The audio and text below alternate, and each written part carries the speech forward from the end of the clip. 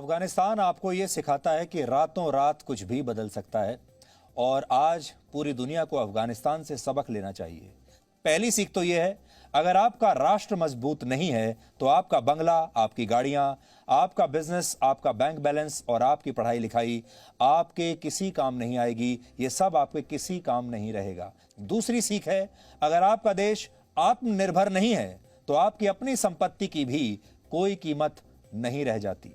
ये आपकी दूसरी सीख है, क्योंकि अगर आपका देश अफगानिस्तान की तरह बन गया जो दूसरे देशों की मदद पर आश्रित है, दूसरे देशों की सेना पर आश्रित है, तो फिर आपका भी यही हाल होगा। आप खुद कितनी भी संपत्ति कमा लीजिए, अगर आपकी सरकार में कड़े और बड़े फैसले लेने की ताकत नहीं है तो आपकी ताकत का भी कोई वजूद नहीं रहता। ऐसी स्थिति में आपको भी किसी दिन हवाई जहाज से लटक कर भागना पड़ सकता है। यह आपकी तीसरी सीख है।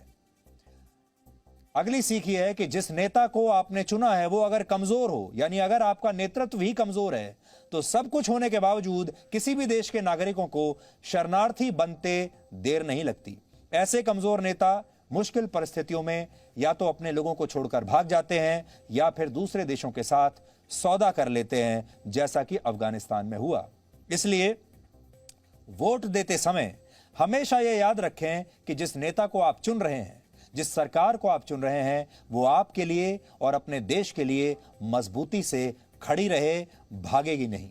और सबसे बड़ी सीख यह है कि जाति, धर्म, डर और मुफ्त की चीजों के नाम पर आप किसी को भी वोट मत दीजिए।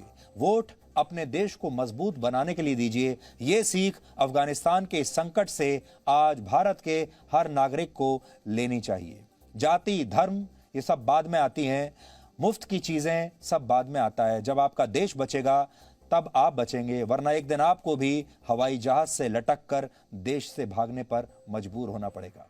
ये किसी के साथ भी हो सकता है। Presenting B News app available on Google Play and App Store. Download it now.